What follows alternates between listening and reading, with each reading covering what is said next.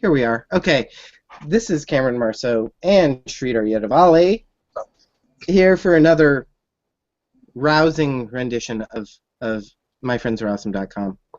I am here talking with a good friend of ours, Jen Brown. Before I get to that, I kind of just wanted to mention a little event that happened earlier today with myself and a bottle of wine. Okay. Because like the story is basically we have these ancient bottles of wine. We've gone to Galena, Illinois for back in the early 2000s. We went to Galena, Illinois for several years in a row, and we did this thing where we'd get these bottles of wine and collect them and basically say, well, you know, we're going to keep them for a special occasion. Okay. In all of the time that we've been, since we've stopped going, in all of the time, we've never drunk any of these bottles of wine. And we're like... Which presumes that you've never had a special occasion? Exactly. That's the problem. It's like, which occasion is special enough to drink the Galena wine?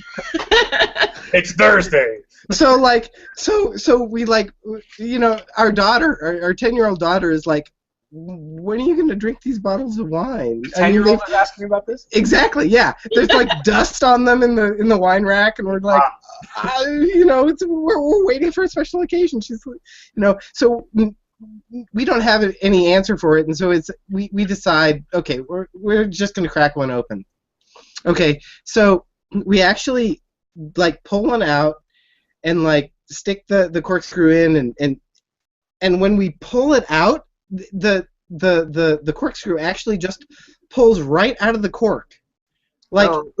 It's so set, it's so old and so set, it will not come out. So basically there's... Did you try that shoe thing that's the meme on the internet? We did. You did? Yeah, we did try that. And maybe I didn't believe in it enough. I think that's the issue, because I stopped after a certain point. So you didn't get your booze on tonight, is what you're saying? No. Well, basically, what happened is at some point, when the corkscrew fails, you just, I can't let it go. I can't. It's a problem. I need to get it. I need to get it out. So I'm digging at it with a knife, and I've got half the cork actually just chewed out with the blade, and I just keep going, and then I figure, what's the loss in just punching it into the bottle? So I grab the knife and I start pushing it into the bottle, and then it suddenly it gives and it explodes, and there's blackberry wine all over my face. Yeah. All over my beard and in my on my glasses and everything, and and the bottle actually broke and cut my hand. So did Olivia stop laughing? When it happened, I was like, oh shit, there's not going to be an interview tonight. Oh shit, because that's an emergency room thing. But it wasn't so bad. But I was basically covered in wine. So that's the reason why I look like hell, because I'm covered in blackberry wine. Yeah, it was good. Okay. Yeah, and not only that, a little something. You got a ongoing buzz du jour, or And and my wife refused to drink any of it because she was afraid there was glass in it. And I'm like, smart woman, you're a strainer, dude. Yeah, whatever, get glass, whatever, who cares? That doesn't matter. So I had a bottle of blackberry wine, but I wore half of it prior. So I am ready. I'm ready to go tonight. This is exciting and fun. He's absorbed booze through his skin, and the poor schmo is just he's going to be middle of the interview, and then the alcohol's going to kick in, and he's just going to go. No.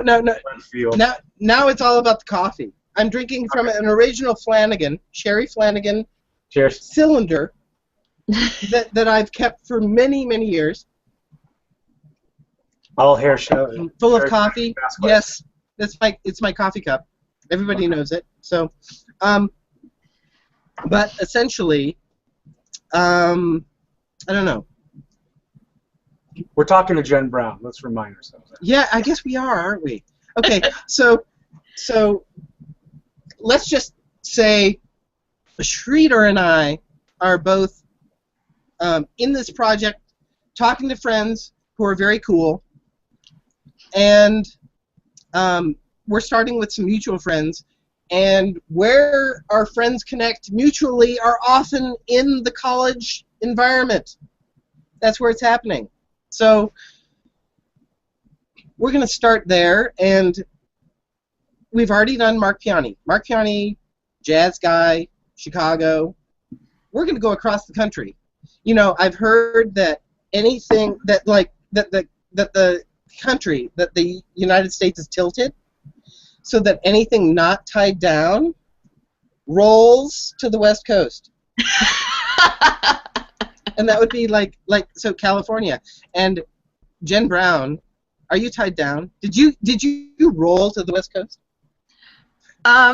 Well, I'm a little atypical in that I had to go to England first to then find the reason to move to Los Angeles. But I definitely fit the not tied down. Okay, portrait. so you graduated from Knox. Mm-hmm. And you had a plan? Sort of. Go to hell. No. What was it? It was a plan it was a plan to get me through the next 4 months. Which is I moved back home and I took a job. Then that was the DC area, Virginia. Okay. I moved back home to take a summer hire job with a government agency to save up some money. And when I moved back home, I thought I was moving to Chicago. Mm. And about midway through the summer, David called me up and said, "Why don't you move out to Berkeley?" David, your husband. David, my husband. Not but my he wasn't your husband then. Not my husband at that point. Well, some guy named David called you up to Berkeley and you said yes. Or Well, you he was David? He was the guy I was dating in England when I was on my semester abroad. Now we'll get to it. You were So this dating? was the- Wait, but but that was in England. Yeah. But wait, okay, so when were you in England? I was in England our first semester of senior year. You were there senior year. My senior year, his Okay. junior year. Yeah, Okay. No. Okay, So- so his junior. So okay. David and I met in England. Mhm. The beginning Is of he my English? senior year. No, he's from Los Angeles. He's a Berkeley. We ended up here. okay. So we dated, and didn't really think that it was. I mean, we had fun while we were dating, but I assumed it wasn't going to go anywhere because I was going back to Knox, Right. and he was staying in England for that whole year, and then of course he was from Los Angeles. Right. And Yeah, and fuck that, LA, holy crap, Okay. yeah. She's So, dealing with anyway. dehydration issues. You and I are freezing to death, so shut up. Go on. You were saying, dear. So at the end of the semester, we were like, okay, this doesn't seem to be quite over yet. Right. And so we ended up maintaining a long-distance relationship. I went back to England to visit him over spring break. He actually came out for graduation at Knox. Well, that shows Yes, a level of he came- commitment, doesn't He it? came to Galesburg and Wow. met my parents Wow. when I graduated. Ballsy. So evidently it was more than just it seems to me that he must have seen something because he made that's a serious relationship strategy to be able to come to your graduation and fess up to the parents and say hello, and not that you wouldn't have said anything about the boy to your parents. I don't know. Oh, they already knew all about him. They already knew. Okay. So We went a couple of rounds over whether or not it was a good idea for me to go to England over spring break. And I said, I have my passport. I bought the ticket. I'm not asking you. I'm telling you I'm going. Yeah. Okay. So, yeah. Your mother's a beautiful woman, by the way. I forgot to mention it. Oh, thank you. Remember to tell Meg. Yeah, you know all she the. keeps trolling my Facebook profile. You knew all the parents, didn't you, Sree? Huh? You knew all the parents. Well, not really. I was encountered by many. Let's just say. Yeah. Okay. Yeah. My parents knew you too, and you made an impression. Let's leave it at that. Yeah. So. Okay. It's Jen Brown now. Let's remember that. Yeah. Whatever, Jen Brown. Okay. No. Okay. So you had a plan to go to D.C. Was that the deal? No, I lived with my parents. I just wanted to save some money so I could move out and, have a little money. My plan was to move to Chicago because that's where I knew everybody. Yeah. David sort of derailed that plan by inviting me out to Berkeley. And so I moved out to Berkeley. That's awesome. That's very cool. So obviously the relationship continued, but how did you negotiate yourself professionally? Or did what do you mean? In other words, now you're in Berkeley. Yes, you've got the guy is there and the guy's family or whatever else, but then you had to figure out what to do with yourself because you had. Well, I had to get a. I had to get a job. Right, exactly. Which is what I did. Okay. So was it a job or a career? Were you planning on something and you took a left turn? How did that come about? Well, when I went out, I wanted to get a job in publishing. Okay. And, being fresh out of undergrad with an English degree, I knew I didn't really know a whole lot. So I was pretty open to whatever would get me in the door. Mm-hmm. As it happened, I got a job at a publishing services company in Oakland that did book design, typesetting. They could take a book from manuscript, through design and typesetting and find printers. They worked with printers locally, all over the country, all over the world, depending on the project. And they worked for art museums, university presses. They specialized in really beautiful, heavily illustrated books, scholarly works, all kinds of stuff. And it was a really great introduction for me into publishing. And it was just a lot of fun. Were you exposed to every part of the business? Well, I'm sorry, were you exposed to every part of the business? I started out as the office manager. Okay. And by the time I left, they were calling me more the shop manager because I was handling a lot of the scheduling. I also helped out in the proofroom when they needed, it was a small business, so sometimes when you needed to have an extra hand doing something, you got drafted. So I would get drafted into the proofroom when we needed the help. Okay.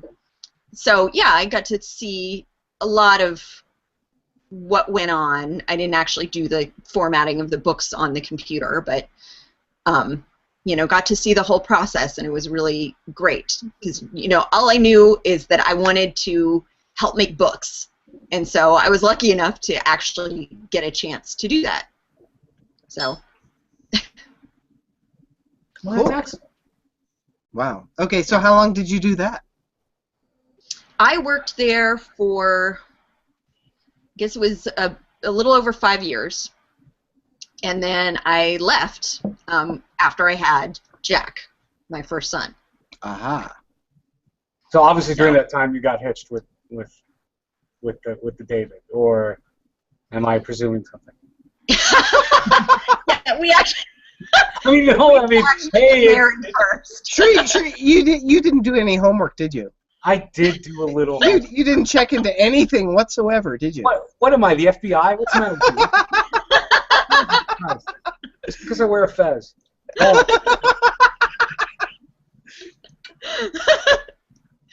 Background intelligence. That's very funny. Okay. So, okay, cool.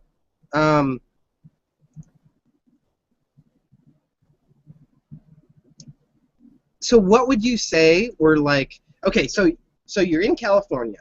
Mm-hmm. You're hitched now. Yeah. How was that? Did that go like swimmingly? Was that beautiful? Was it just perfect? Did everything go fine? Because we've both been married. We both know. We know that crap happens. We know. Yeah, I mean, no, we had a very interesting process. David was in law school. Okay.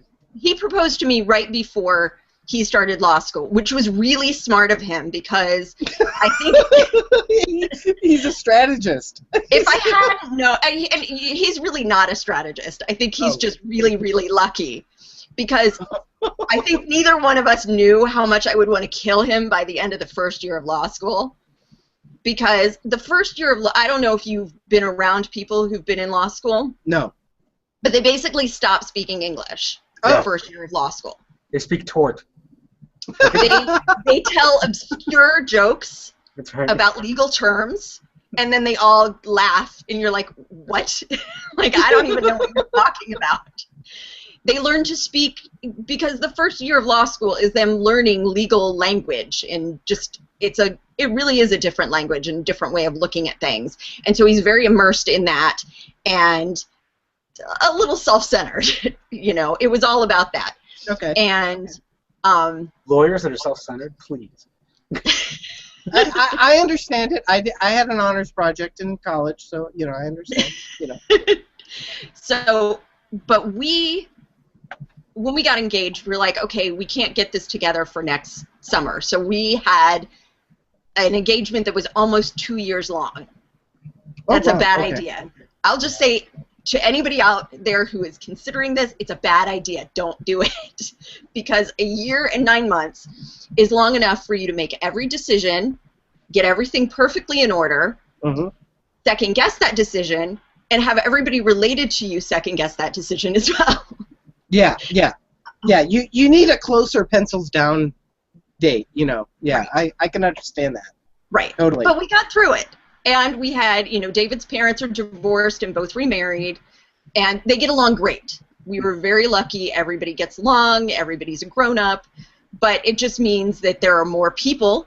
Yeah, you've got you now have six like parental units that need to be assuaged. Yes, everybody needs to weigh in. And you know, then there are extra family members for the actual wedding, so it was quite large. Oh my God. Okay. Does he have steps? Does he have stepbrothers and sisters from both sides? Actually, he has 2 stepbrothers that are his stepmother's sons, and then he has another stepbrother who's his stepfather's son. And that's an interesting genetic lineage thing going from my perspective. But I had to make my parents a chart of David. Like literally a chart of how everybody fit together. Oh gosh. And there are so many cousins in David's mother's side of the family. Yeah. One of David's cousins. How big was the wedding? It was over 200 people, like around 210 people. Okay. And that's because a lot of people couldn't come because it was over the 4th of July weekend. Sure. Okay. Which was another story, because... Well, continue with that, but first of all, what was the invited guest list? What was that supposed to have been? Oh, God. I mean, this was so many years ago. I think it was north of 250, for sure. Okay. But go on, you were saying about the other story about July 4th. So we had an interesting problem finding a date because David is Jewish, his family is Jewish. We did not have a Jewish wedding. We had a civil service. His dad is a judge. He performed the service. We originally wanted to have the service on a Saturday afternoon because my family was coming in out of town, and we wanted them to have the weekend. An afternoon wedding is cheaper, and when you've got a cast of thousands, that's a factor. And David's mother, I'm going to out her because I know she'll never said, you can't have it on Saturday afternoon. That's Shabbat. Oh, now, mind you, this woman goes to temple 1 time a year on high holy days. That's it. So of all the people in the family to start throwing Shabbat in our face, she was the last one I would have expected. Right. No. She's the first one I would have expected. Mother-in-laws? Yeah. Okay. Yeah, and when you look at it, I got 2 of them. Okay, yeah, you're right. You're totally right. Oh my God. The stepmother-in-law? That's a confusing thing. No, wait. Was that the stepmother-in-law or the mother-in-law? No, it was the actual mother-in-law. Yeah, the okay. stepmother-in-law I might have expected because she's a cantor. Okay. You know, is an actual religious. No, but I wouldn't because of the relationship. You know, the direct line to the son. Yeah. My mother pulled some crap too during our wedding day. Forgive me, Cameron.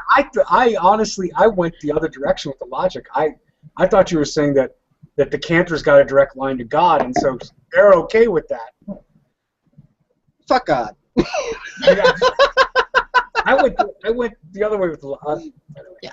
So anyway, we got lucky. 4th of July was on a Friday that year. Okay. So everybody has the day off. We had a Friday afternoon wedding. Okay. Got in under the line for Shabbat because it starts sundown on Friday. Sure. Everybody was happy. And your family served their family for all day Saturday.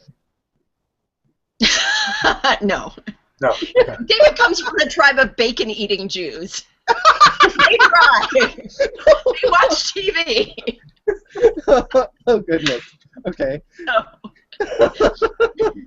So I was gonna ask how the whole meshing of the cultures went, but like I guess it doesn't really matter, does it? You know, if he's a bacon-eating Jew, it's kind of like. Dude, that sounds evil. Like, what? It's an imprecation you would tell somebody. You're a bacon-eating Jew. Hey, that's his joke, not mine. You're a hamburger-eating Hindu. That's what you are. So other than the wedding, it hasn't really played a part. Well, we're raising the kids Jewish. Yeah. You have a blog, and I've read key updates to that blog, so I do know that you did do the whole bar mitzvah thing. Yeah. Okay. How'd that go? It actually went pretty well. I mean, it's okay. So wait, you don't actually go to temple on a regular basis? You don't have to. We go occasionally, but it's not like the Jewish religion is a little different. You know, I grew up Catholic, and you went to church every week. Yeah. Jews are like, some people go to temple every week, some people don't, and it's okay.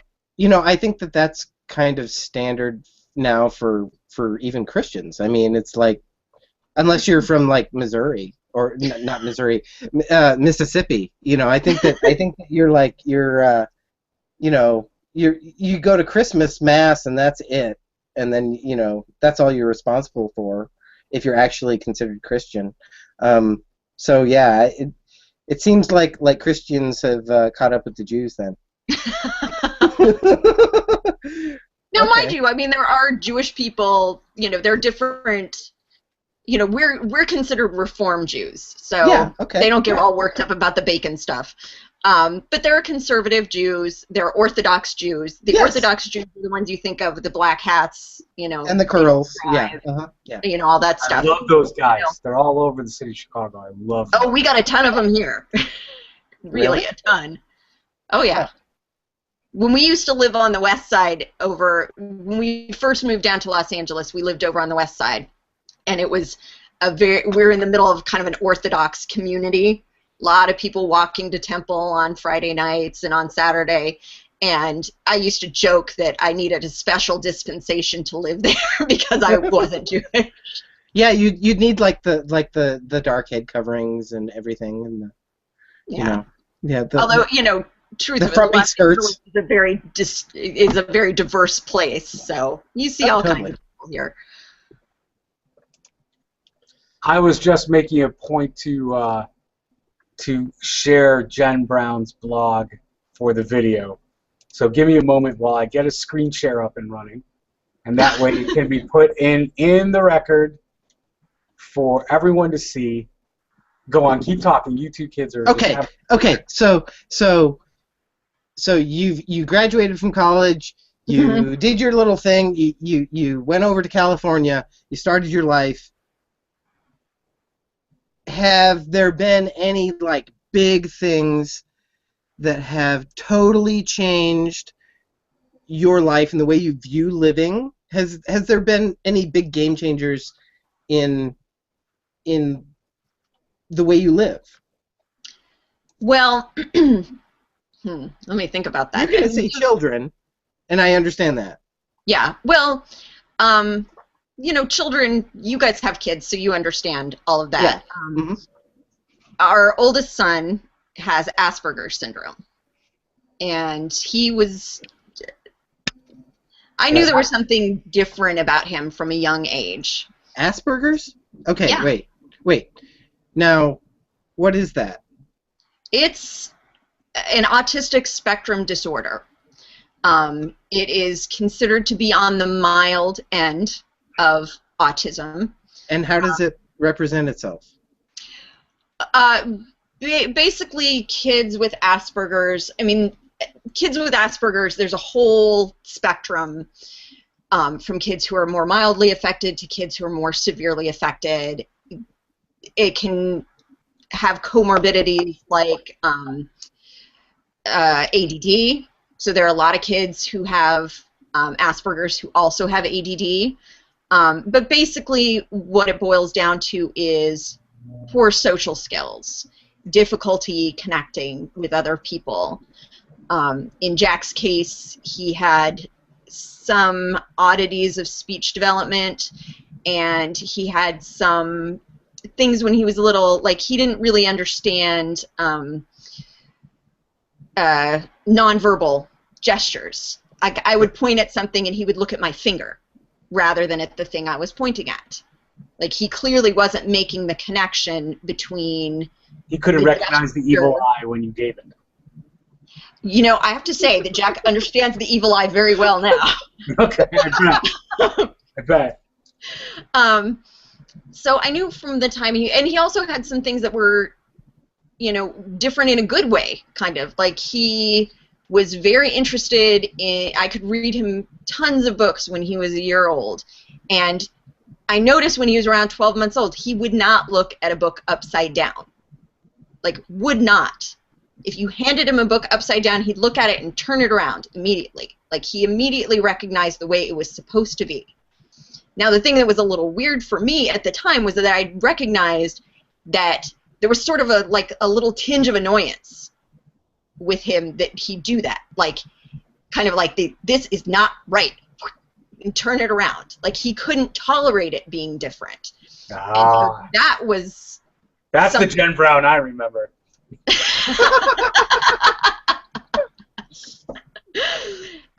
But he memorized his alphabet at an incredibly early age and never made those kind of kid mistakes where they reversed the lowercase b and lowercase d, or the lowercase p or the lowercase q. Okay. Like, he didn't make that kind of mistake. He was clearly dialed in at a more detailed level than is typical for kids. So the way it represented itself negatively was in that, like, he didn't relate well to people. Yeah, that just sounds like normal guys, you know. It was a little beyond that. Okay. He had kind of poor eye contact right around age 3 when the kids start moving from parallel play to, more playing with each other. He didn't really know what to do. He didn't know how to approach other kids. He didn't know how to integrate, figure out what they were doing, integrate himself into what they were doing. So around when he was 4 years old, we were able to get him in to see somebody with some expertise in the area. He was diagnosed with Asperger's syndrome. Went to the school district. He got an IEP, which is an individualized education plan, and we started trying to figure out what we needed to do for him to really help him, because he is even at that age, he was mildly affected. Compared to parents who have kids who have more profound issues with autism or other learning disabilities, we've had a pretty easy row to hoe. But for me as a mother, it really kind of forced me to prioritize, like, what is important about what I want to teach my kids. Like, what do I really want for them? And so, for certain things, like I want them to do well in school. If kids who are smart don't have the life skills to interact with their fellow human beings, they're not going to be much of a success. No. So it made me look at kind of the fundamentals of what I wanted for him, and I wanted him to be able to do so that he could just be a happy human and do what he wants to do in life. I felt... Pardon me interrupting, but you have two other sons. You have the two younger boys. Yes. And they don't show the signs of Asperger's or any of the autism. Okay. Nope. How are they? Are they necessarily affected behaviorally by their older brother's diagnosis? Because I don't know that it's necessarily a detriment, or I'm not gonna qualify Asperger's in any way, but it seems to me that it also, there's almost an advantage to your perspective on the child can not only be intelligent but also has to know how to navigate the world and different people in the world. It seems that the two younger sons actually have almost an advantage in the sense that they have to negotiate their own world at age 5 and 8 or whatever age they are, but also they got to navigate their older brother who is known to have the diagnosed Asperger's scenario. And I'm wondering how do you negotiate the needs of the older son with the management that we all have to go through as parents with all three children, I'm curious as your perspective on it. Yeah, it's interesting because when Jack was younger, when he was first diagnosed, we just had Nathan, who's 2 years, 4 months younger than Jack is. And I would say that Nathan was a great younger brother for Jack to have because Nathan is a very social kid. And he was in Jack's face. Like, if Jack had been an only kid, it might have been easy to kind of let him go off and do his own thing. Right. Nathan didn't do, Nathan was in there and forcing Jack to interact, which was a very good thing for Jack because we all have to learn how to interact with other people. And having a sibling means that Jack has to interact with other kids, not always on his own terms. And in terms of how we balance what Jack needs with the other kids, it is very situational. Sometimes Jack just has to suck it up and be out in the world and do what other people want to do. And sometimes the other brothers have to suck it up and we go do what Jack wants to do. Sure. And like I said, we're lucky that Jack is pretty mildly affected because we haven't had the kinds of really hard choices that I think people have when they have a kid who has a more profound disability, where some things really are hard to do as a family. Right. I mean, Art Weibel, our good friend, he has both his sons, I believe, are diagnosed, and so yeah, I chatted with him a little on Facebook about it. Yeah, and he has a different, and he's handling it so well, but that's another thing. But he's got a different perspective, and it's interesting to listen to these conversations because I have the opposite problem. I've got children who are dangerously close to being too good at what they do, and Cameron, you've seen it.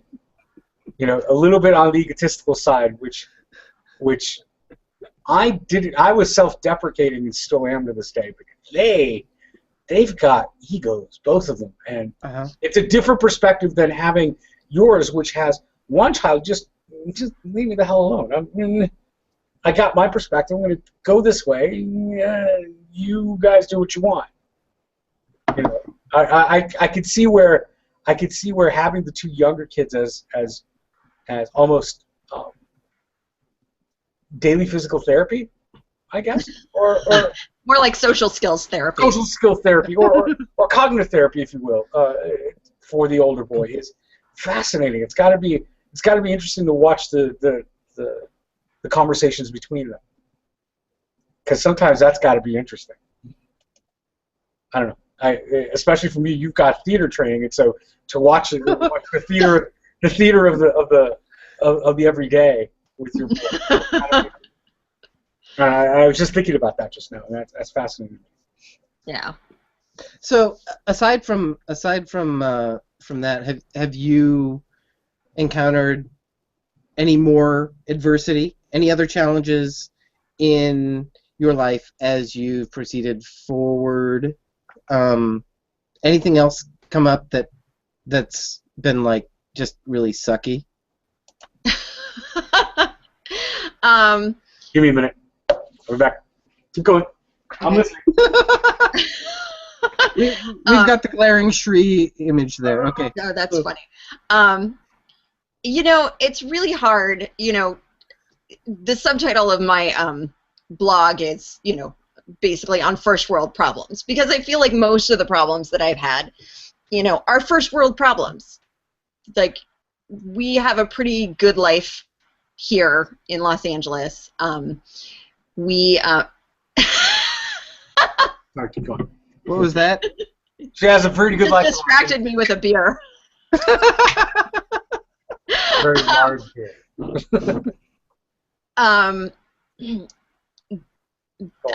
Earlier this year, or last year, I should say, David got laid off from his job 2 weeks before Jack's bar mitzvah. Oh, no.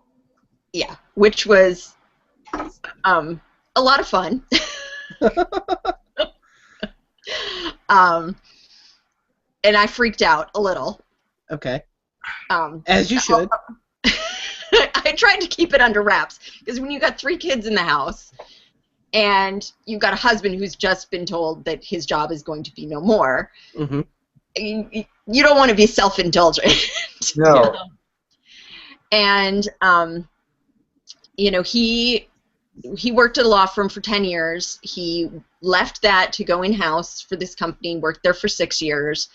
And so he got to a point in his career where he had a little too much experience for some of the jobs that were out there. Mm-hmm. Okay. And not enough experience for other jobs. And he was an okay fit for, you know, or a good fit, actually, for some of the jobs that were out there. But, you know, he had a severance period, and he decided that he was going to do a little work, you know, for whatever clients he could pick up. And that sort of morphed into him starting his own business. Nice. And so he's been doing that. And how's it going? It's going pretty well, actually. For a brand new business, he's doing pretty well. We haven't. Well, I like plans, and I like stability. It's like, that's my personality, and I've done freelance work, you know, freelance proofreading and editing, basically since Nathan was 2. Sure. So, but it's one thing when I'm freelancing, and you know, we don't have to worry about whether or not my freelancing is going to pay the grocery bills. Yeah, you need a solid, you need a stable, you need one pillar in the family. Right. Exactly. Well, so now we're both kind of winging it. But it's working out, and we actually, I mean, this is the thing that makes me a little hesitant to even say it's all that sucky, because one of the main things that used to scare me about David not having a job was us not having health insurance, because Jack, with Asperger's syndrome, had a pre-existing condition, and it was impossible for us to get insurance on an individual market for him. David, his severance, which included health care, lasted through the end of July, and so we were on COBRA for 5 months, and now we're on Obamacare. Right, which is a big Cobra is a big carve in the income, boy. Oh my God, it was ridiculously expensive, and you can't go with that. I mean, with 3 boys, like what idiot would not have health insurance? Right. Yeah. Absolutely. Really just don't asking bump into each other. Just, if they won't hit a brick wall or skin their knee or bump their head, they'll just run into each other randomly. Just oh God, just no reason whatsoever. They'll just bump into each other or hit each other with something. Mm-hmm. Yeah. Let me ask you this: all the war stories in October of this year about the healthcare website, the healthcare.gov or the California or the state websites. Did you have that problem with the open market once it got opened up? Well, California has its own website. Right. And yeah, it was kind of glitchy when we got on. We got to a certain point, like entered all our information, and then it kind of froze on us. Right. And so we ended up calling, and the thing was, like, it wasn't even that big a deal because David called, one of their, systems technicians, whatever, went in and just reset it, and he was able to complete the application. Right. And so yeah, it was a little glitchy, but we got where we needed to go without a whole lot of hysterical drama. So unlike what's been reported, even on the tepid big 3 outlets, and let's exclude CNN and Fox and all them, but yeah, well, we don't make a very exciting story. Like, we are exactly the people. Well, we're exactly the people that the law was meant to cover. Yeah. We're actually ridiculously healthy, and even the part that used to piss me off about Jack's pre-existing condition is that aside from some early speech therapy and some ongoing group social skills stuff, he really has not accessed a lot of the services that we've gotten for him through health insurance. So these guys are making bank on us. We are so healthy. They are taking our insurance premiums most months and just sticking it in their pockets. So for them to say, oh, we're not going to cover him because of, this, words on paper, basically, was always really annoying to me. So, now we can buy our own health insurance. We are allowed to do that. And we were less than co-pricing? Without a whole lot of panic. So, yeah, that doesn't make a very good news story. No. It's a little boring. So my question in terms of your husband going off into the wide blue yonder of entrepreneurship. Mm-hmm. How much do you think he actually wanted to do that in the first place, rather than like kowtow to some other organization, and like this is like it's kind of like this here's an opportunity. It could be really awesome, or it could really explode. But you just want to go for it. I mean, do you have a feeling that there's a little bit of that there too?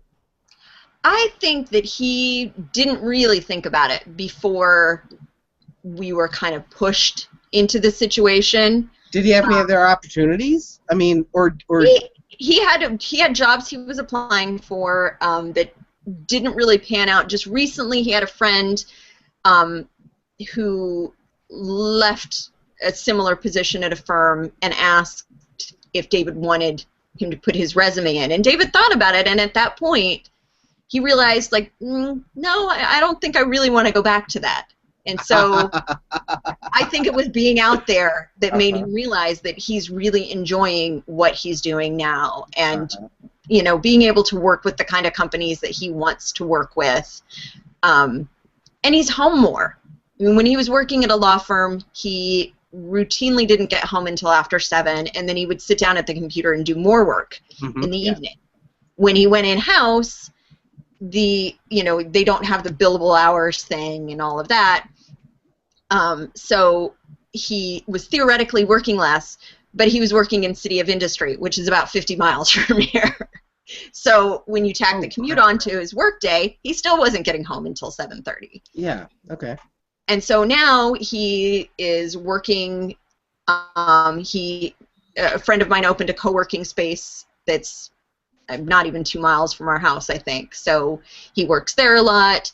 He's got one client that he goes over to the west side 1 day a week to work for them. He's home much earlier. He coached William's soccer team in the fall. Nice. You know, he's more available.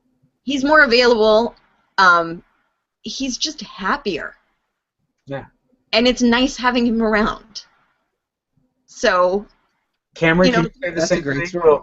Will your wife say the same thing about your scenario? Just out of curiosity. Oh, me? Yeah. No. My situation actually, it's worse. yeah. I mean, like I'm still working, you know, the same hours, same situation, because I have the same client basically. It's just that now I'm in the driver's seat. I mean, granted, I love it. I love the being there, but you know, the situation hasn't changed as much as it seems to have for Jen's family. But like, you know, I love having this kind of control in this situation. It's nice.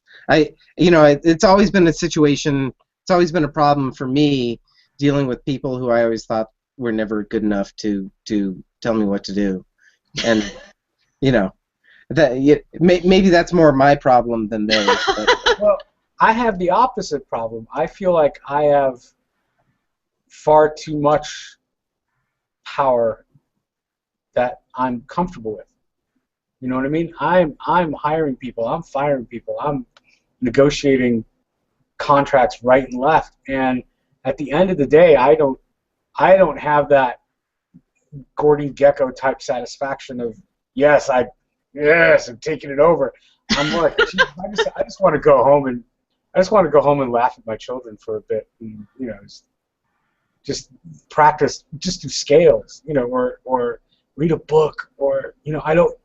But then the next day, I've got to go back and be management in a small firm where it's a family business, and everyone's riding on me being good or bad at what I do. Yeah. You know, No. I totally get that. You know, like, and being the captain of the ship doesn't help anything because you know my decisions like make or break not only the business but the family, and that really that's kind of it's hard.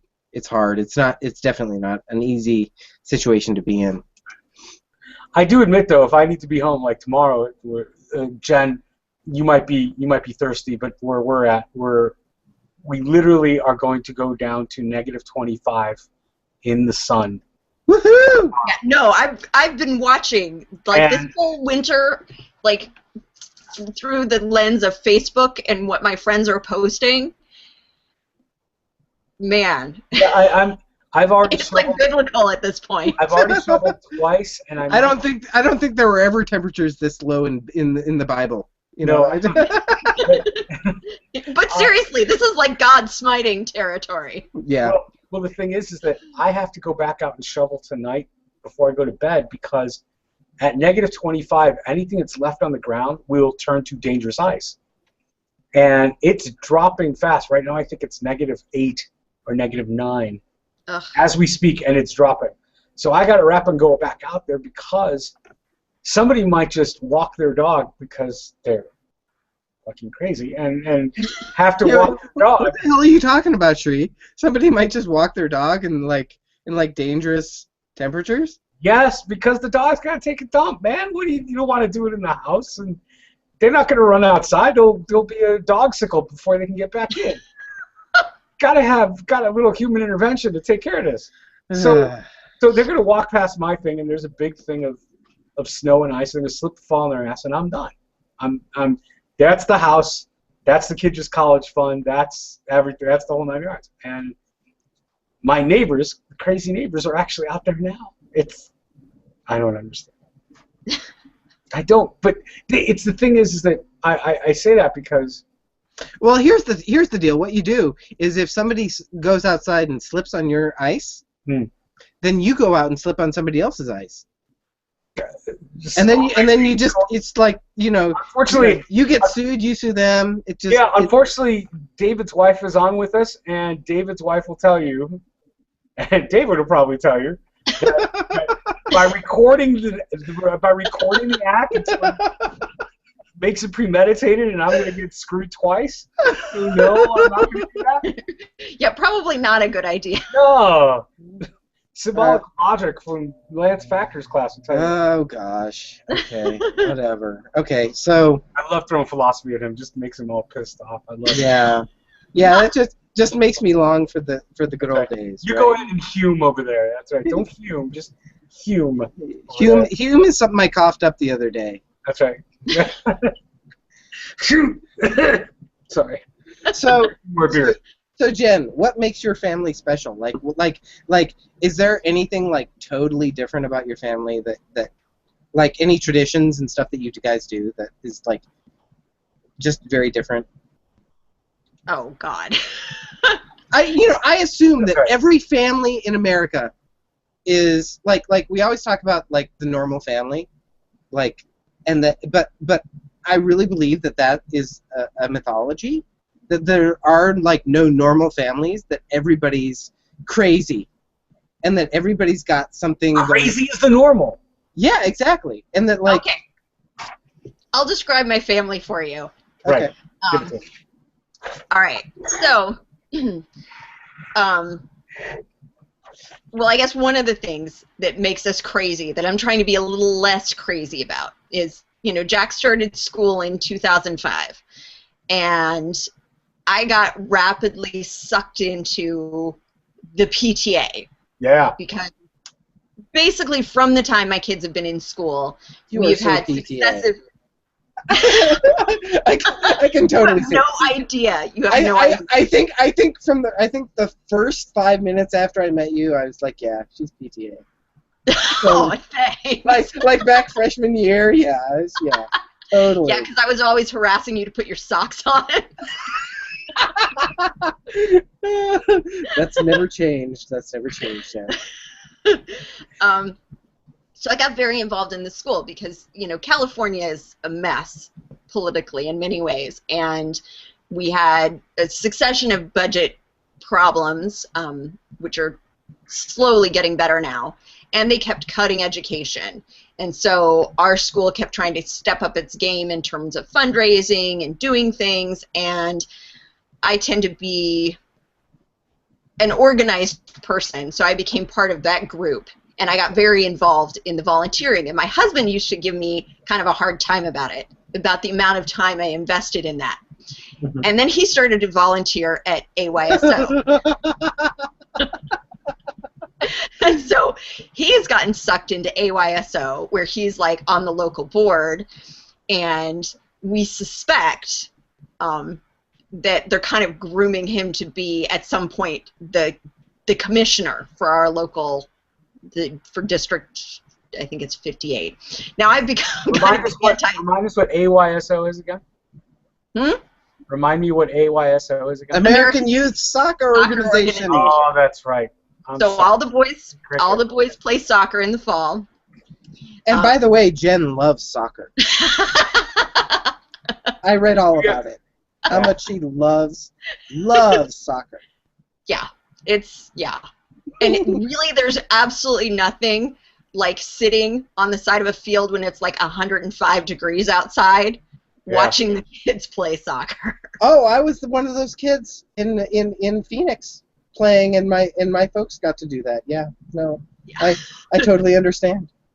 Yeah, so and I could have really given a crap about being on the field, So yeah, David has managed to indoctrinate the boys. They all like soccer. So they actually like it. They want to be there. Yeah, I would say of our three, probably Nathan and Will are a little more into it than Jack. But Jack's played for years and enjoys it. Will, our 7-year-old, he's pretty good. And he also, I think, has the same problem as your boy, Sree, that he's got a bit of an ego. Yeah. And he's cute, and he's smart, and he does well in school. That's the thing. So I just told somebody that I feel like my job as his mother is to follow him around whispering, "Remember, thou art mortal." Remember, thou art mortal. He's going to be a popular kid. He's going to be a popular kid. Yeah, which I won't know what to do with. Yeah, exactly. I honestly, like Jack with the Asperger's and the loving to read for hours and, you know, being introverted, like that I get. Like, so then you're just admitting that you have Asperger's. Yeah, pretty much. Nice. Okay. It wouldn't surprise me at all. So, yeah, you know. So, yeah, we're a little soccer obsessed around the house. And now I'm dealing with having, you know, Jack's a teenager. Yes. And really? Nathan. Wait. How old is he? He's 13 now, isn't he? Yeah, he's 13. He'll be 14 in less than a month. Oh my gosh. Yeah. Oh my gosh. You're telling me. Come on, Cameron. You and I started late. Yeah, we did. Apparently. Oh Yeah. my gosh. No, I think it's that I started early. No, you didn't. You found David, and you and David made your commitments. That's wonderful. Mm-hmm. I didn't find my David till later.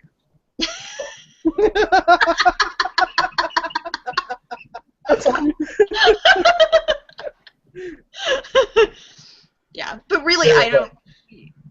Wait, where you guys are at is actually, I think, a little more typical these days. Yeah. People don't get married in their 20s.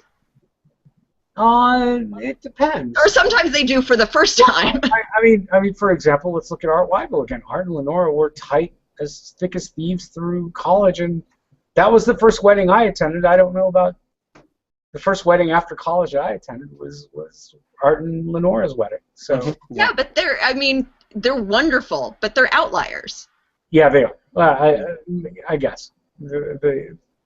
I have to look back on my friends list and see how that would be interesting. That'd be an interesting statistical test to go through just to find out everything. Hey, I got a writer's question for you. Okay. NaNoWriMo? Yeah. Yeah? The Wait, Sree, how many people do you know who started NaNoWriMo? Maybe I could count maybe 6 or 7. I'm thinking around 10 for in my circle of friends. Okay, well, and how many have succeeded? Well, Jen. Yeah, exactly. Jen. Danielle. 5 times. 5 times. Well, so I don't know anybody else who's ever carried that through. You know, and that's I think that's pretty amazing. I think that's awesome. It is so amazing that the blackberry wine is coming right out of you. That it's so. No. It needs to. Followed quickly by the coffee. But at the I'm holding it back just so I can be here. Sherry Flanagan rocks. That's right. Go Sherry Flanagan. Anyway, so tell us about the process. Tell us about how does anyone write 5 novels in a month? No, you write 1 novel in a month. No, 5 times. 5 times in a month. You know. What's your motivation? B, how the hell do you do it? And C, your honest opinion as forget the first one, just how you've evolved from 0 to 5 or 0 to 6. Let's say. Okay, well, I'm going to start out first by blaming Danielle Shula.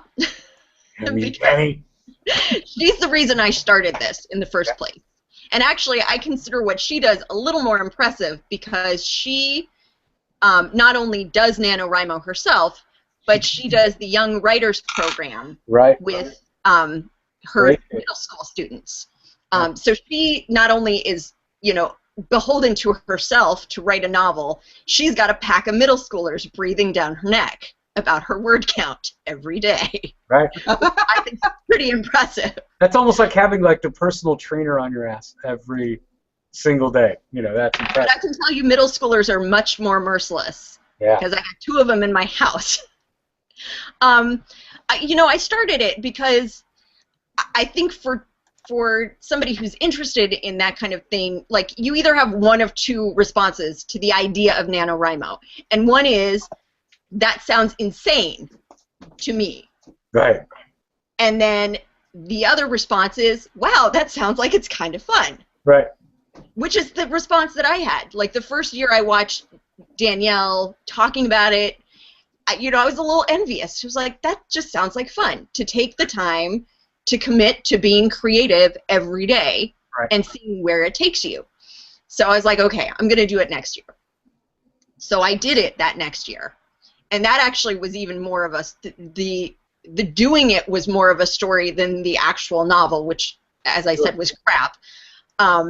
Because during that month, it's in November, which is a crappy time to write a novel, because you've got Thanksgiving and you've got, ramping up to the holidays. And anyway, during this year it was Hanukkah that was at the tail end of it. So oh yeah, no, it was nutty. So that year, David had to go out of the country on business to Turkey. Oh boy. He left town. The computer literally died within hours of him leaving. It's almost like the cat missing the owner or something. Exactly. So I had to take the laptop to the Apple store. My novel was on it. I had already written 11,000 words of my crap novel. And I was like, oh my God, am I ever going to see it again? Right. Then Jack got swine flu.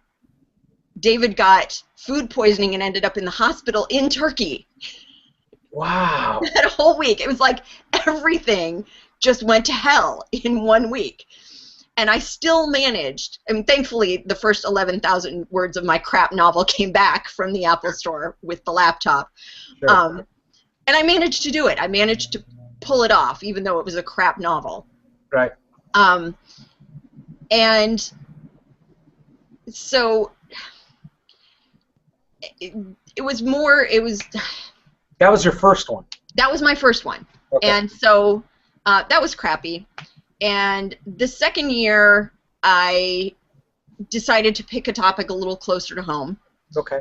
And so I wrote about a family kind of like ours. And that was a better novel, but I think it kind of lacked dramatic tension. Was there a genre or a theme that was continuous between the two novels? In other words, was there something? Was there a go-to? No. Go-to. There was like no similarity between. No similarities between them. Okay. The second, except that they had a female protagonist. That's it. Okay. Well, no, that's something. You're writing from that perspective. That's who you're going with. Okay. So the following year, I wrote a novel. We go on a family trip with David's family every year, his dad and his stepmother, and we're lucky because everybody gets along. We all rent a house together, stay a long weekend, and so for my third novel, I sort of took the premise. It's like, okay, what if you had a family in a similar situation like that, but they don't get along? Sure. Everybody under one roof sharing running water. And then I just threw a bunch of crap at the characters. Welcome to the Etta Valley household. Trust me. Yeah, I was gonna say that's Woody Allen right there. Oh. You should have been here 2 hours ago.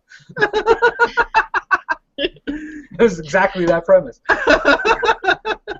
And so that was the first novel I wrote where I felt like it could be edited into something that somebody would want to read.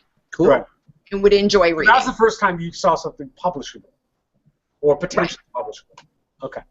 That was year 3. That was year 3. Okay. Year 4, I wrote what I think of as my PTA mom novel, which I didn't actually. No. That sounds like a new genre. I mean, you have young adult novels. You have the romance novels. You have the PTA mom novels.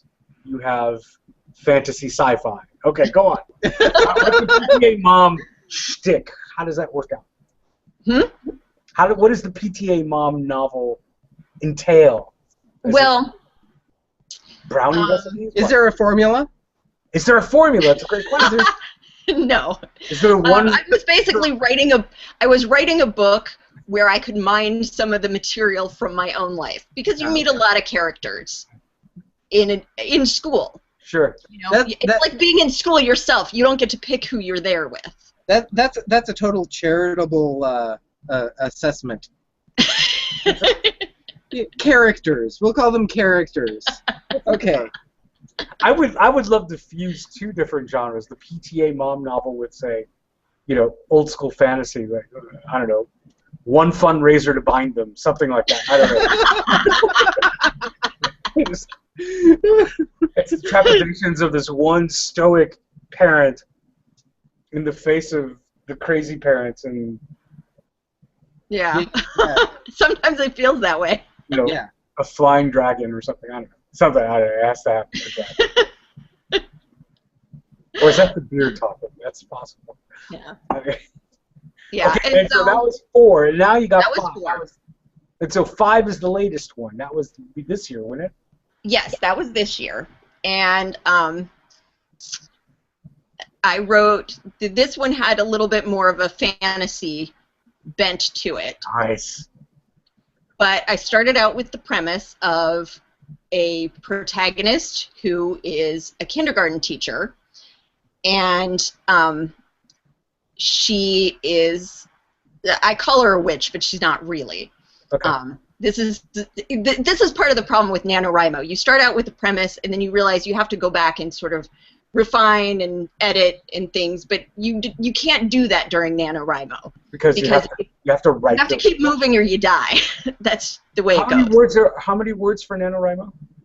It's 50,000 words for the month, which translates to 1,667 words per day, which is, I want to say, around 6 or 7 pages. Single spaced.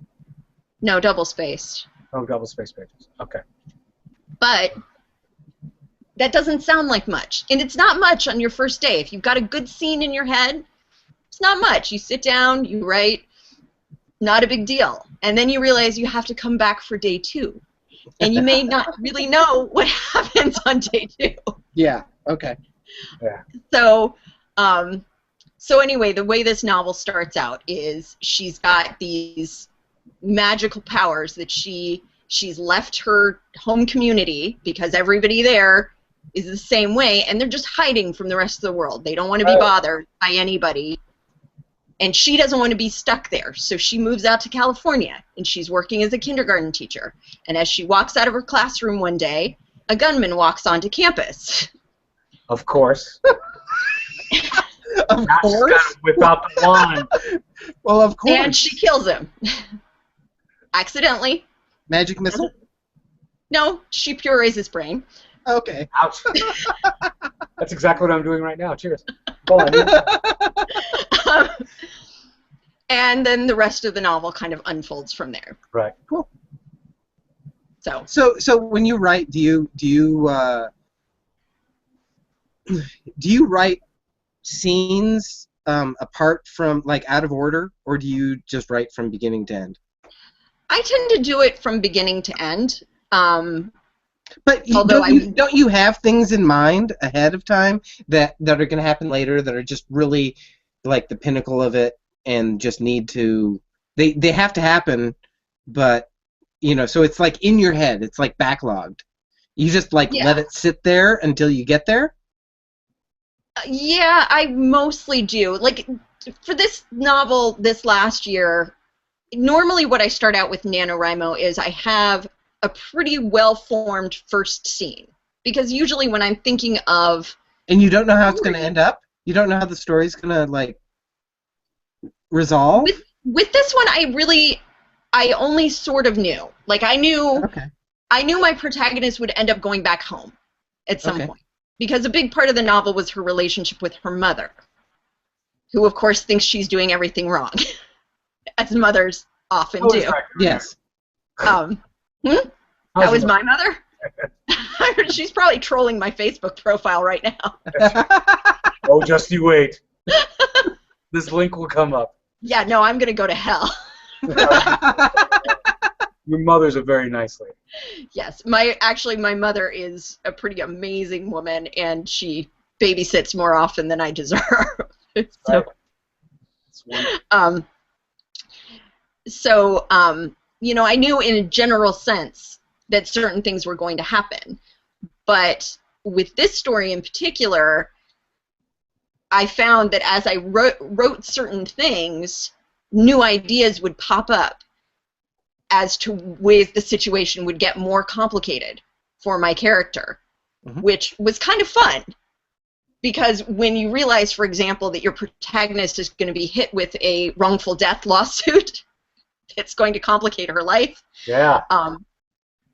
You know, that was something that I, of course, did not envision when I was first thinking of this scene. But when it popped in my head, I was like, "Wow, that's great. That's going to fit right in." Could I ask a general procedural question about this? Mm-hmm. What now? There has got to be, what, 10, 20,000 people participating, if not more? I think there are more. And there's obviously going to be the more population you have, the more of a bell curve you have for just basic skills on being able to write. So there's going to be a higher end curve of people who have actually publishable material. They have the makings of an actual novel. And I'm not saying that none of these are actual novels, but publishable, profitable, book tour-ish novels going in 1 month. From your perspective as an editor and as a publisher, have you heard stories of the output from November's to? Yes. And in fact, if you go on the NaNoWriMo website, there are authors who have published novels that got their start in NaNoWriMo. Wow. But I don't think there's nobody. Like, you cannot write a polished, publishable novel in a month. You can't. I mean, I write pretty clean first drafts, at least in terms of, you know, grammar and spelling and things hanging together in, you know, rooms that have one door at the beginning of the scene still only having one door at the end of the scene, that kind of stuff. And there is no way on earth I would send one of these drafts, you know, submit it to somebody and pretend like it was a finished piece. It's not. On the flip side, I mean, we all three of us know authors in our set.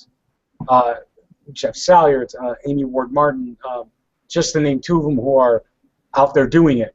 And their turnaround time and they both are writing series novels. I think Jeff is on his third. Second, and Amy's on her third. And the turnaround time between second and third is certainly not 1 month. and just their own internal digestion of what they've written. Just the swear words that they use and the on Facebook and just the frustration you could actually read of their posts and going, man, what a horrible day. This is just unpalatable writing. I just can't show this to anybody. It sucks. And you know, why am I doing this? I want to beat my children. That sort of thing. You know, that whole creative process, watching my writer friends do it, and then to hear stories of finishing 1 month worth of 5,000 words is beyond me. It's almost like me doing learning all of the Frank Zappa repertoire on the xylophone in a month. It totally blows my mind. You know, I cheers in my little goofy cup to you, dear. Yeah. The reason I love NaNoWriMo and the reason I do it every year is because of the no excuses part of it. Really. Because it's very easy, you know, we're all busy, we all have kids and, you know, work and all of that. And it's very easy to put creative, fun things at the very end of the to-do list. Yep. Where it never happens. And if you want to successfully do NaNoWriMo, if you like writing and you want to do it, then you have to make the time to do it. You have to put it more at the top of the list and really commit to it. And for me particularly, I tend to be a perfectionist with my writing. So if I don't have that kind of goal, I can be very, I can just bog myself down in the details. Now, to give you an example, last year's number 4, I couldn't decide with one character if I wanted her daughter to be a 2nd grader or a kindergartner. I have some scenes in that draft written where the daughter is a kindergartner and some where she's a 2nd grader. I just had to move on at that point and say, I'll deal with it later when I'm editing this novel. Sure. Like, I'm not going to deal with it now. And well, the goal is just to write. You don't have to edit in that time. Right. Period. And really, with that amount of time, unless you're going to spend all day writing every day, you can't. You can't edit. You just have to sit down and go with the creative process wherever it takes you. And that's part of the fun of it. There are people in that bell curve that are doing that. They have either the financial wherewithal, or they're published novelists, or this is their Sundance. This is what they do. You know, this is, I use it as a reference because I'm hearing about it. But this is what they planned for doing the writing in November, and they become obsessed with it. You know, I've heard people do that. I don't know who these people are. Yeah. Well, in my house in November, the boys know. Like, I'll say, I have to write. Get out of here. Leave me alone. I have to write. And so, I mean, it's just sort of a fixture of our house now. Like, Mom writes a novel in November.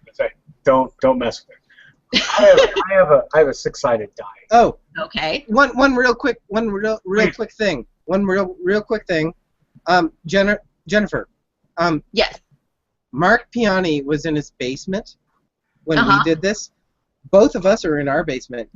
You live on the West Coast. There are no basements. There are no basements. Where are you? I'm in my bedroom. So wait. So are you being? Have you chased your husband out of the bedroom for this time? I've chased every living being except for myself out of the bedroom. Nobody allowed in. No kids. No cats. It's on the West Coast, so it's roughly what, 8 o'clock. 8 o'clock your time, 8:30, something like that. 8:30, yeah. So are they at the local Chuck E. Cheese or something, hanging out? No, they're out in the living room. They're probably either watching TV or on the Xbox. Cool. Okay, so let's wrap this up. We're gonna do our wrap up period where we have to roll dice because we're geeks. And you understand, Hey, my 2 older sons recently got into D&D. So they play with a group of kids. So yeah. D&D next, I assume, but we'll get to that in a minute. This is a 6-sided die, as you can plainly see. I'm going to roll the dice, and this will tell me how many questions we get to ask you from the random repertoire. From the questions were generated by Cameron. However, we're using this presentation to. I did help a little bit. I added a few that were interesting, but it was Cameron's brainchild. And my job is to first roll the dice. I get to ask 5 questions. Oh, my God. 5 questions. 5 what questions. I do now is I take this other dice. It's a 20-sided die because we have 20 questions on this little piece of paper. And if you saw Mark Piani's interview, you may hear the same questions because it's from the same sheet. It's from the same sheet. But you may hear new ones because we only asked him 5 as well. So, and it depends on the dice roll. So the first die roll is 19. What is your favorite kind of pizza? Favorite kind of pizza. And why? It's always a why. There's always got to be a... Can there be a why about pizza? Damn straight. Really? Are you kidding? Wow. I ate pizza today and none of it was my favorite. I'm sorry. No, it's okay. I'm a little bitter about it. Why would anyone do that? I eat wrong pizza? You have no choice. Who would eat wrong pizza?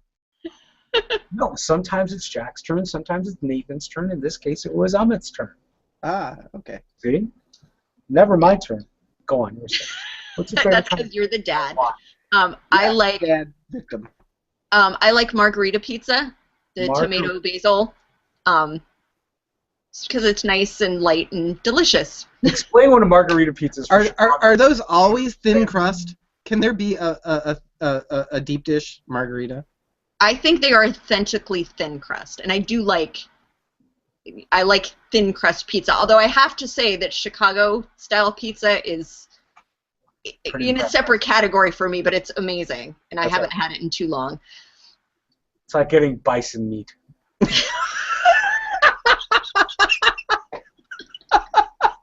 This is coming from the Hindu vegetarian. Sorry. Okay.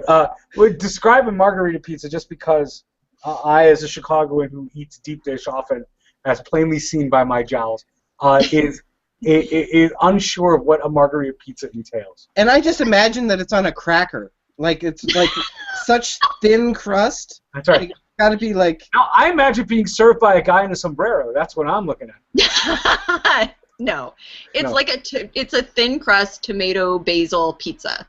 I see. Okay. That's it? Tomato and basil?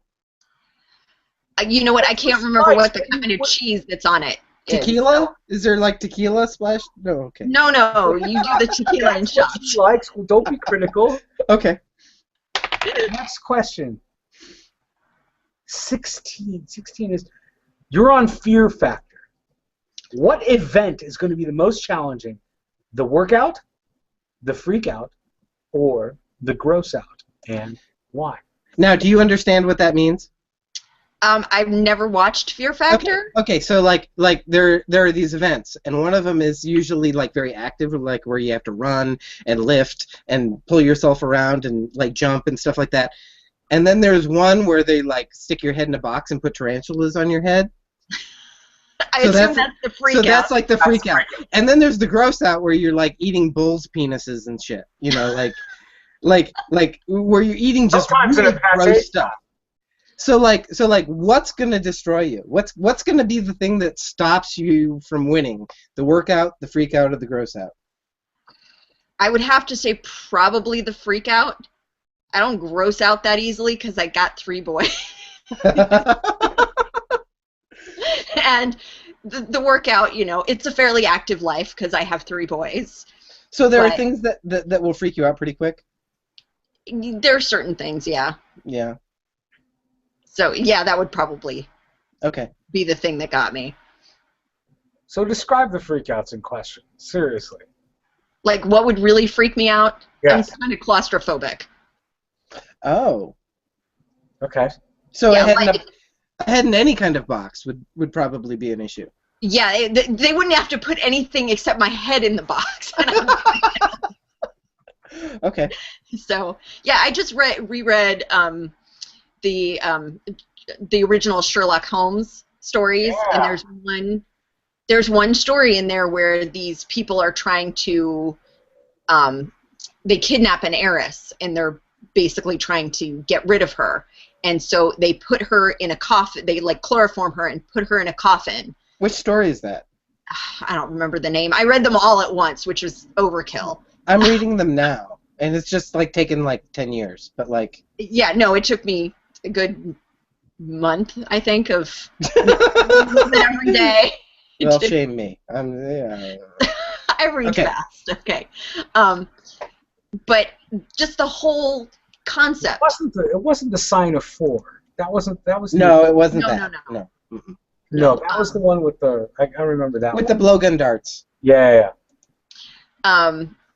So, just the idea of like being put in a coffin, like that, wigged me out. Sure. So yeah. Understandably, yes. For sure. Okay. Done. Oh no, I already rolled that one. Number 20. Wow, I'm doing high numbers today. Critical. If you could be a classic movie monster, which one would you be and why?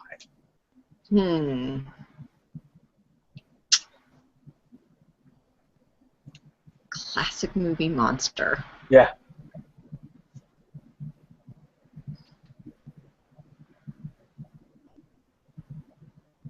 It's a great question, by the way, Cameron. Well done.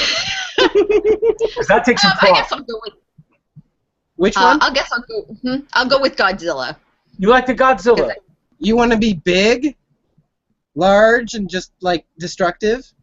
Yeah, why not? If I'm gonna be a monster, just go all out. Just remember when Godzilla was pregnant? Oh my God. What? That was a pissed off lizard. Let me tell you. Godzilla plus hormones? That's not good. That's right. That's right. Okay. No, I sympathize. I would not be Godzilla because 1A, I wouldn't be a pregnant lizard, and secondly, plus all of those missiles hitting you. It's gotta sting. Not right. It's gotta sting. Right. No, I'd have a different answer than that one. Okay. Oh, good. A single-digit number. This one is the number 6. We're on question number 4, by the way. That's right. The sixth. Number 6 is, what neuroses do you have to admit? what neuroses do you have that you can admit, and why? What neuroses? Well, I already admitted to claustrophobia. Yeah, that doesn't count. That was a different question. You already used up that little lifeline. You need another one. You can phone a friend if you want on this one. Yeah, I don't think I want any second opinions. I might hear something I don't want to hear.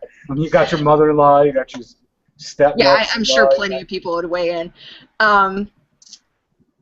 I think, I don't know if it counts as a neurosis exactly, but I'm fairly introverted. And I find that the older I get, the more likely I am to say, can't we just stay in? Like, you really have to go out and talk to people? That's just the natural way, Jen. Wow, no, then I disagree. Oh, no, Shree's the strange one, because like I need to be out and about. Yeah, I'll stay in. You're an extrovert. Yeah. You get energy from being around other people. I find that I need a forum by which that I'm not talking to myself anymore, and I need a crowd to tell me how stupid the stuff is coming out of my mouth. Because sometimes in the back of my mind I'm going, wow, that's some seriously good shit I'm saying. I'm really on point. And then I need a crowd to go, what the hell are you talking about? My wife is very good at this. Don't get me wrong. However, coming from her, she's heard me enough. There is new blood. And there are times I need new blood, and my children just don't understand what I'm saying. Because I'm going into Charles Darwin. I'm pulling a little bit of Hume. I'm pulling a little Kant. You're not pulling any Hume.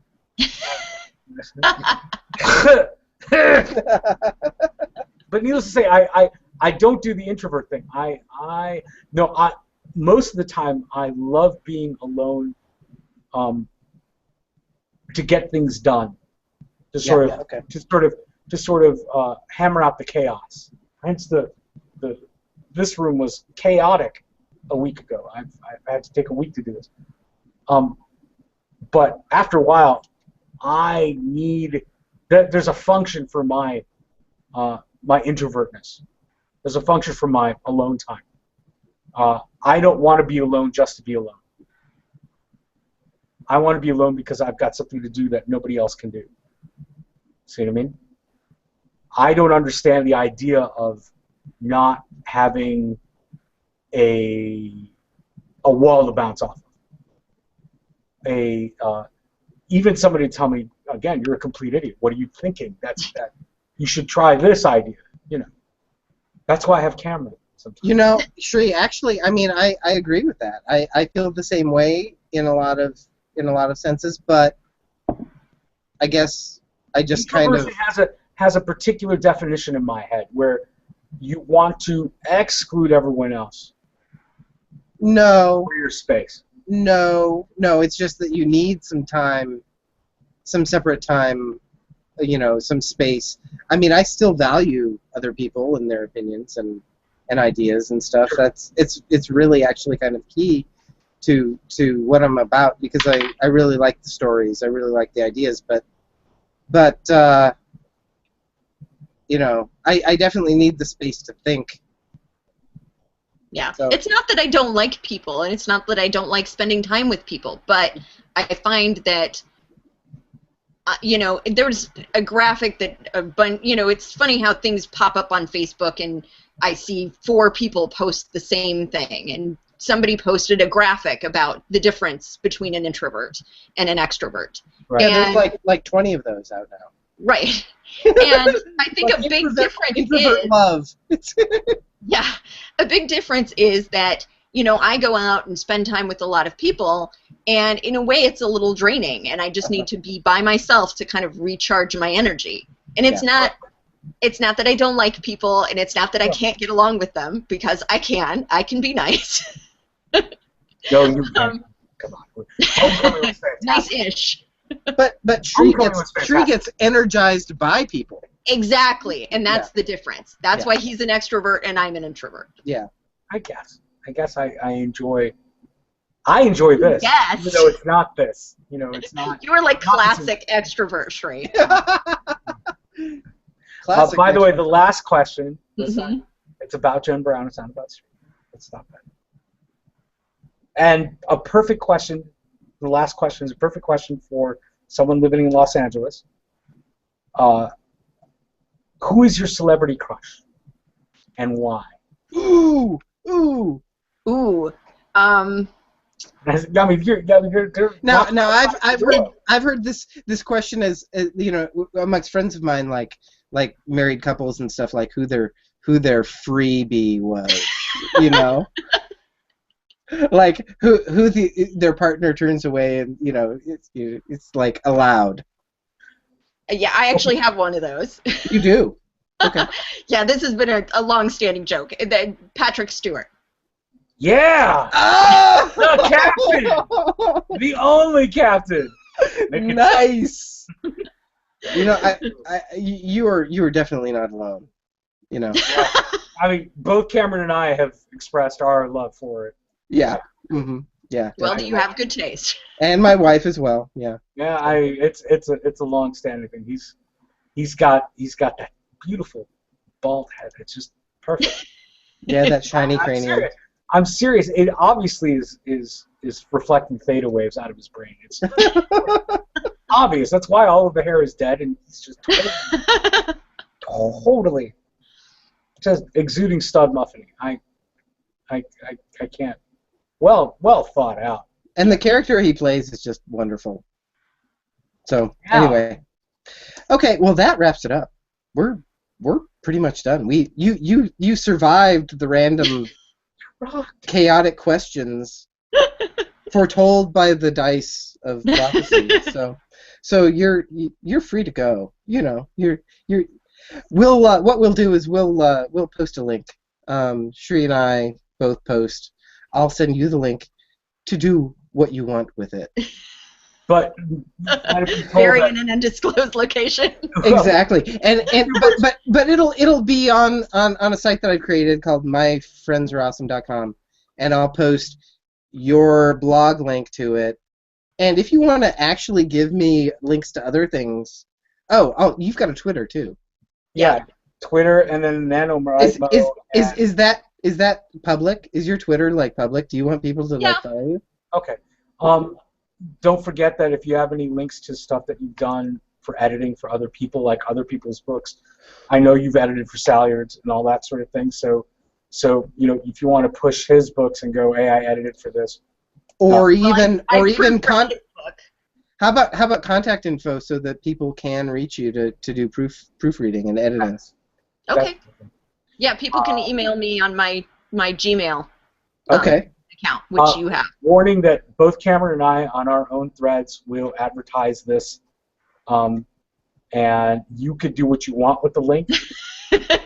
But between Cameron and I, most of our connected friends and our distant friends from at least Knox and then beyond will at least get a chance to click if they want to. Yeah.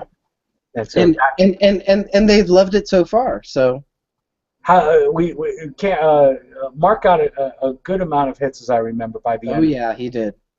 And it went through the Chicago music scene. Yeah. So it got him a couple of nods and shout outs, and it's a nice thing. Well, that's great. Nice. I watched it, and it was pretty cool. Yeah. We were having fun. It's 3 old teaks just getting around and shooting the shit. It was fantastic. Yeah, and this is fun too. I mean, like talking to people from back in the day. I mean, you know, I wouldn't have thought this was possible 5 years ago. Right. But I will say this, Cameron. I got it better than you because Jen and I bumped into each other last year at homecoming. Well, yeah, but you know, I'm a hermit. I live on a pillar, so you know. Are you coming to the reunion? Next year. I always say I want to, but like.